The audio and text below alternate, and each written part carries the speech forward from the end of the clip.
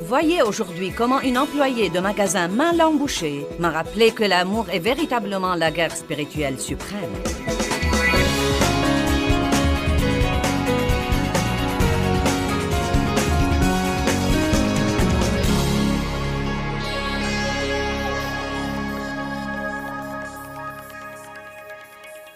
J'avais l'habitude de passer énormément de mon temps à réprimer les démons. J'ai appris toutes les expressions de la guerre spirituelle.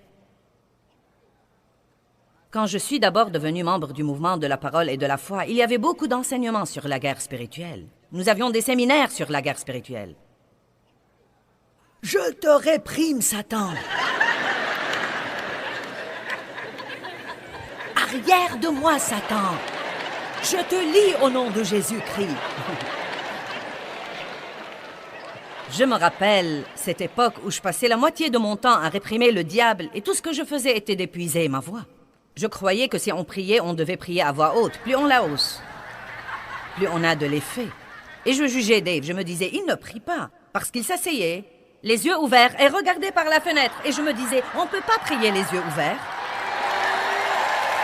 On ne peut pas s'asseoir et prier. On doit être comme à la guerre, on doit... Donc, je marchais, et je criais, et je hurlais. Et Dave regardait paisiblement les nuages, et regardait l'air comme ça.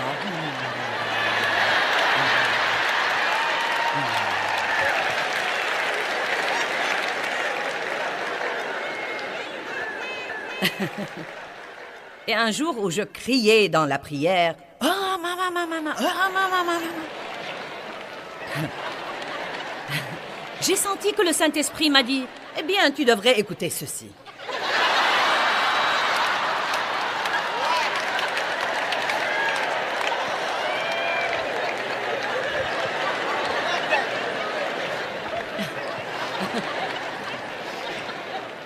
Et puis j'ai commencé à avoir cette révélation. Il m'a dit, « Jésus n'a jamais eu de problème avec le diable. »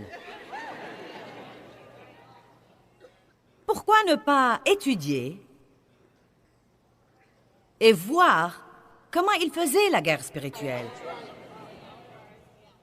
Il n'a jamais eu d'ennui avec le diable. Il restait en relation étroite avec Dieu. Éphésiens 6, 10, « Tirez vos forces de lui, cette force qui vient de votre union avec lui. » Il marchait dans la paix, il ne laissait jamais rien le troubler.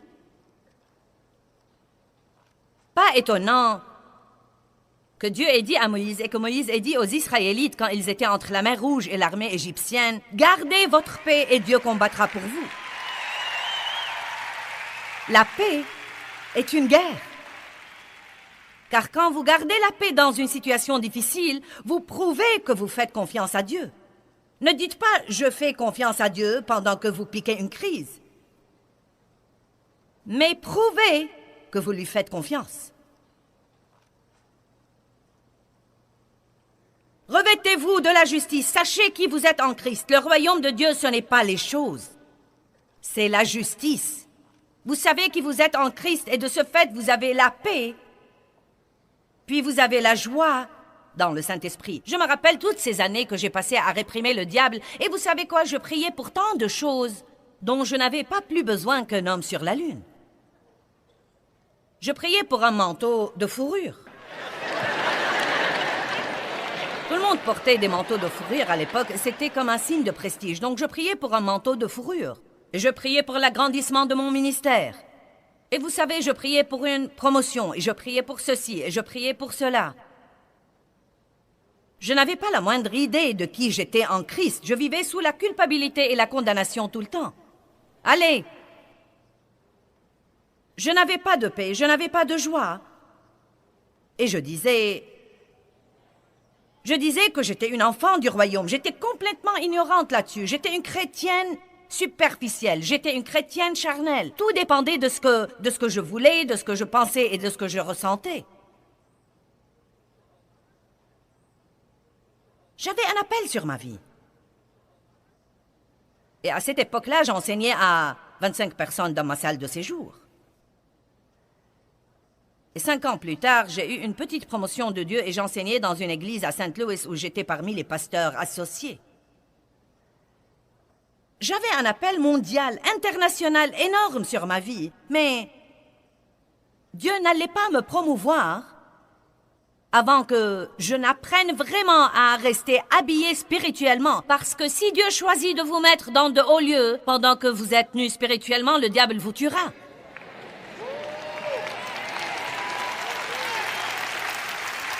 Donc, pendant que vous priez pour l'agrandissement de votre ministère ou pour que vous soyez le patron au travail ou quoi que ce soit, vous feriez mieux de prier pour la croissance spirituelle et la maturité et de voir comment vous êtes habillés tous les matins. Allez. Maintenant, Colossiens 3:12.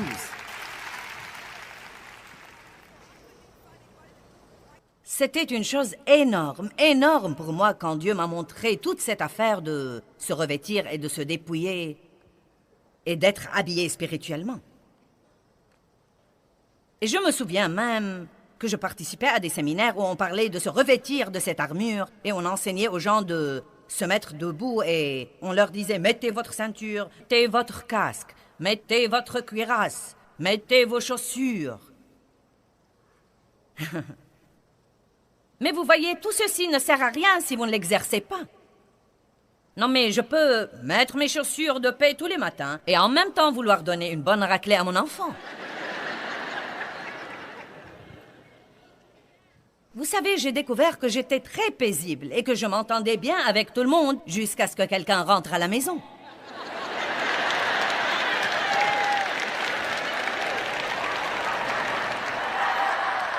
Quand j'étais seule à la maison et que Dave était au travail et que les enfants étaient à l'école, je jouais ma musique d'adoration et j'écoutais mes bandes d'enseignement et je disais « Alléluia, oh le Seigneur soit loué ». Je me sentais vraiment si spirituelle. Mes amis appelaient, je leur donnais un mot de conseil et je leur donnais un mot du Seigneur. Est-ce que quelqu'un sait de quoi je parle? Et je me suis finalement réveillée et je me suis dit, vous savez quoi, je n'ai aucune victoire. Tout ce que je fais, c'est de crier et de hurler. Et le diable prend toujours le dessus. J'étais si spirituelle pendant la journée, puis un de mes enfants entrait dans la cuisine par la porte du garage et laissait tomber quelque chose et je lui disais « Qu'est-ce qui te prend? Tu ne sais jamais rien faire comme il faut !»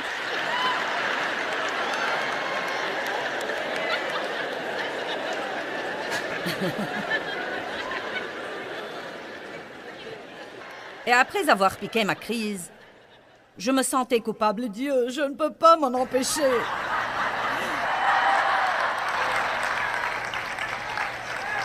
Mais Dieu m'a enseigné. Il m'a dit, tu peux t'en empêcher si tu veux. Si tu voulais impressionner quelqu'un, tu n'aurais pas agi comme ça.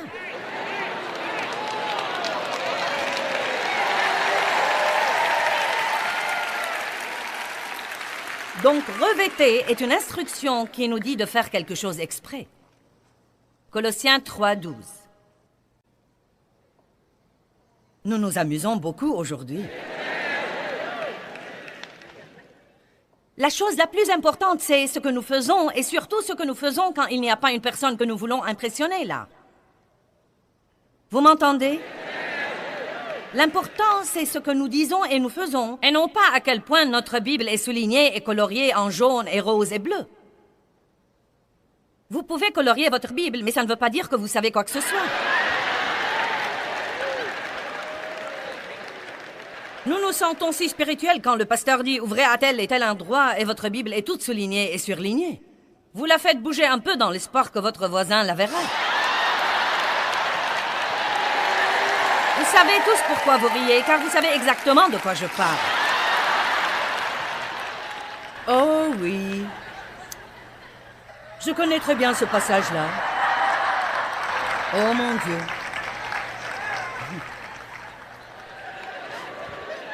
La chose la plus importante n'est pas ce que nous soulignons, mais ce que nous faisons, et surtout ce que nous disons et faisons, quand il n'y a pas une personne que nous voulons impressionner présente là.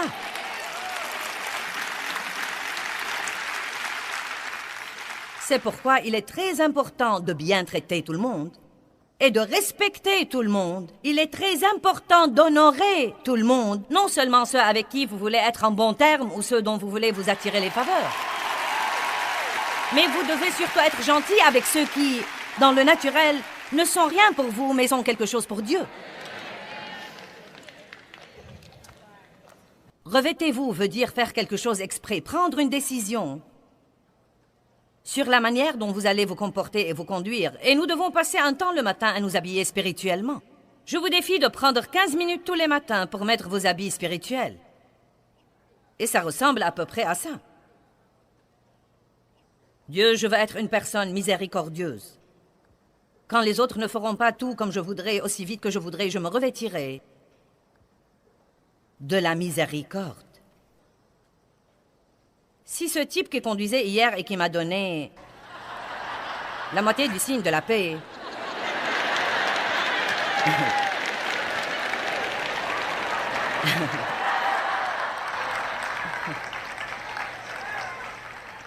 S'il avait revêtu la miséricorde avant de sortir, il n'aurait pas agi de la sorte. Croyez-moi, je plains les gens. Non, mais le pauvre type n'avait pas la moindre idée de ce qu'il faisait. Or, dans le royaume spirituel, j'apporte la parole de Dieu à cette ville. Je suis là comme un porte-parole de Dieu. Et ce type n'a pas du tout aimé que je me mette sur sa file. Et donc, il s'est comporté avec moi odieusement. Et vous savez, c'est pourquoi nous devons prier pour lui, pour qu'il se revête parce qu'il est ignorant. Pas étonnant que Jésus ait dit « Père, pardonne-leur, car ils ne savent pas ce qu'ils font. » C'est la raison pour laquelle nous devons prier comme ça. Il n'avait pas la moindre idée de ce qu'il faisait. Colossiens chapitre 3, verset 12 dit « Revêtez-vous donc comme des élus de Dieu, comme ses représentants choisis, qui sont purifiés et saints et bien-aimés par Dieu lui-même. Revêtez-vous d'un comportement empreint d'entrailles de miséricorde, de bonté, d'humilité, de douceur, de patience inlassable et à toute épreuve et qui a la puissance de tout endurer de bon cœur. Soyez gentils et indulgents les uns envers les autres. » Et si l'un a un indifférent ou une reproche ou une plainte contre un autre, pardonnez-vous volontiers réciproquement. De même que le Seigneur vous a pardonné volontiers, vous devez vous aussi vous pardonner les uns aux autres. Et par-dessus toutes ces choses, revêtez-vous de l'amour. Par-dessus tout ce que vous revêtez, revêtez-vous de l'amour. L'amour est une guerre spirituelle. Matthieu 24. C'est pourquoi je crois que nous sommes dans une époque tellement intense d'obscurité. Et si nous ne pouvons pas motiver le corps de Christ à vraiment marcher dans l'amour, plus ça devient obscur, plus ça devient dangereux pour nous. Vous m'entendez? Vous comprenez vraiment ce que je dis? Nous ne pouvons pas nous permettre de sortir de nos maisons et de nous comporter comme le reste du monde. Il est temps que nous prenions la décision de faire ce que nous savons faire. Oui, Dieu est miséricordieux, et oui, sa grâce couvre nos péchés, mais nous devons arrêter de faire les choses que nous ne devons pas faire. Je n'y peux rien. Passez plus de temps avec Dieu et stimulez la puissance du Saint-Esprit au-dedans de vous, et vous pourrez résister à ces choses. Matthieu 24, 10 dit « Et plusieurs seront offensés dans les derniers jours. » Ce chapitre tout entier parle des signes des derniers temps. Guerre, rumeurs de guerre, tremblements de terre, famine. Non mais nous voyons ça, n'est-ce pas? Nous le voyons partout. Non mais bonté divine, mon fils est en Indonésie. Et dans toute cette région-là, ils ont d'incroyables événements. Mon fils David me dit « C'est fou ici. » Il me dit « C'est une chose après l'autre, après l'autre, après l'autre. » Et donc, nous disons, oui, cela se produit. Mais si souvent, quand les gens enseignent là-dessus, ils s'arrêtent au verset 8. Et quand vous voulez aller au verset 10, 11 et 12, c'est là que ça devient intéressant. Et alors, plusieurs seront offensés et rebutés et commenceront à se méfier d'eux et à abandonner ceux à qui ils devraient faire confiance et obéir. Et ils succomberont et se trahiront et se haïront les uns les autres. Combien de gens offensés y a-t-il dans l'Église aujourd'hui? plusieurs seront offensés. Et plusieurs faux prophètes s'élèveront et égareront plusieurs. Nous les voyons certainement. Et l'amour du plus grand corps de gens, c'est nous, l'Église, se refroidira. C'est un signe des derniers temps. Vous comprenez ça? Nous le voyons.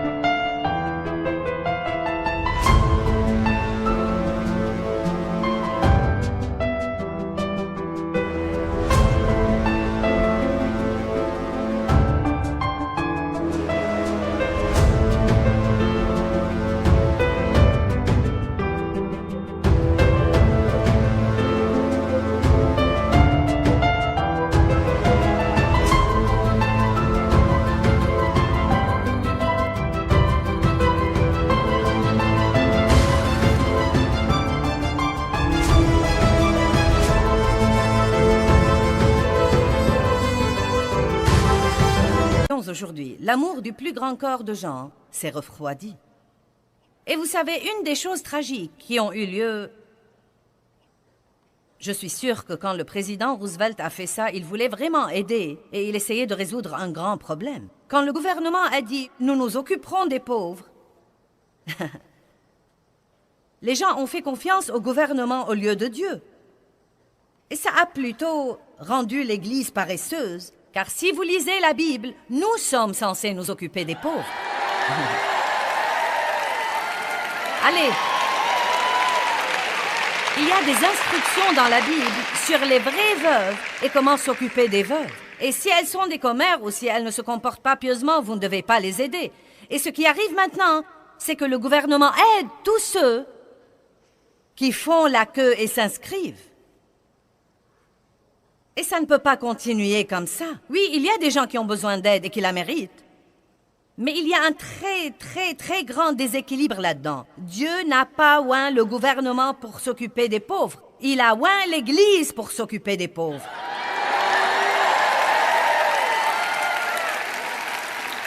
Mais nous n'avons pas compris ce qui arrivait. Ça avait l'air d'être une bonne affaire. Nous payons plus de taxes et vous faites le travail. Nous préférons la plupart du temps jeter un peu d'argent plutôt que de mettre la main à la pâte.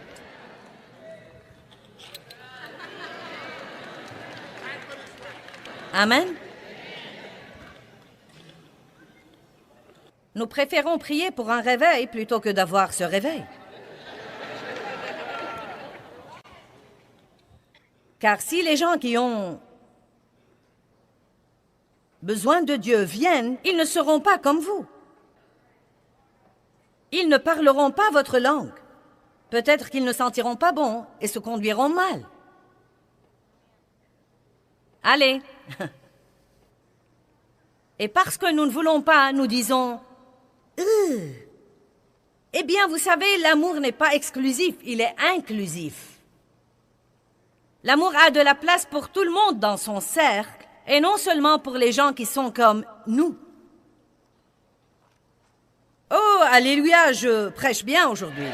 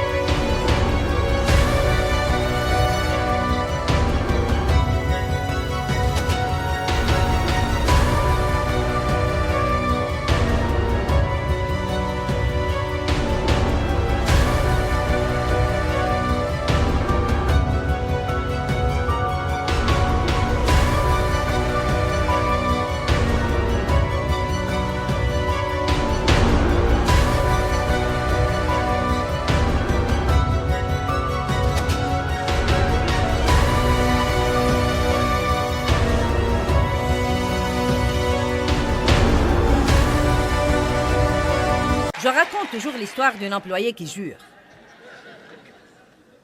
Je faisais des courses et je suis entrée dans un magasin pour réparer mes lunettes de soleil et la fille qui gérait le magasin était mal embouchée. Et c'était dans une région du pays qui est un peu plus avancée dans le péché que nous ne le sommes ici au Moyen-Orient. Pardon, à l'Est, au Midwest. Où que je sois aujourd'hui. Au Midwest. Oui, bien. Je pourrais être au Moyen-Orient demain, on ne sait jamais. Et donc une fille qui avait un appel évangéliste très fort sur sa vie était avec moi.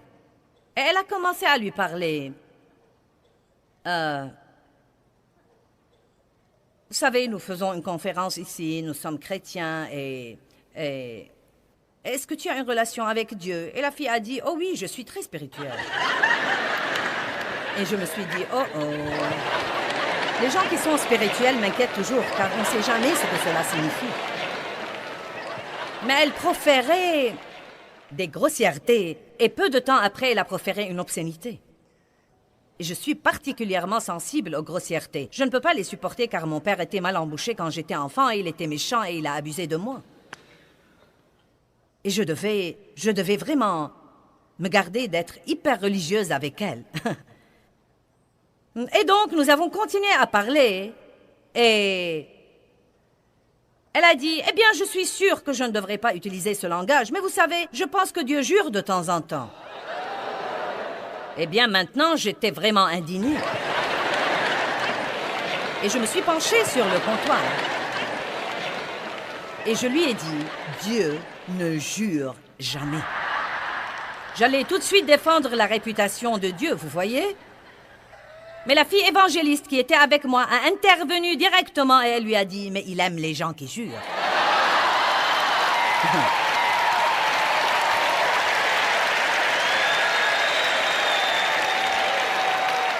Et je me suis dit, me voilà, j'essaye de nettoyer ce poisson que nous n'avons pas encore attrapé.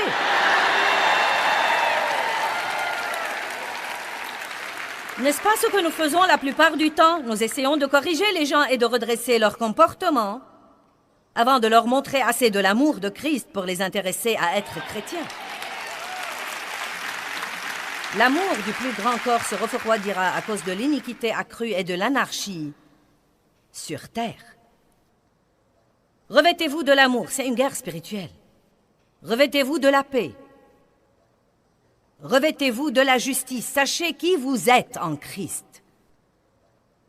Quand vous faites quelque chose de mal et que vous vous en repentez sincèrement, vous êtes lavé dans le sang et il n'y a plus de culpabilité ou de condamnation. Et quand le diable vient et essaye de vous accuser, vous feriez mieux de lui dire « Écoute, je sais qui je suis. Celui qui n'a point connu le péché est devenu péché afin que je devienne la justice de Dieu en Christ. » Peut-être que je suis un peu sortie de la barrière, mais j'appartiens toujours à Dieu. Amen. Revêtez-vous de toutes ces choses. Mettez le casque du salut, pensez comme une personne sauvée. N'allez pas à l'église pour penser comme un pécheur. Amen. Soulevez le bouclier de la foi. De foi en foi, et non pas de foi en doute, en incroyance, et vous retournez à la foi de temps en temps, puis au doute, et à la crainte et au souci, puis à un peu de foi. Satan nous attaque implacablement avec le doute, l'incertitude, l'insécurité, la crainte, l'incroyance, la honte, la culpabilité. Mais nous pouvons soulever le bouclier de la foi. Et la Bible dit, avec lequel vous pourrez éteindre toutes les flèches enflammées du malin. Mais remarquez que soulever demande un effort. Libérer votre foi demande un effort. Surveiller votre pensée demande aussi.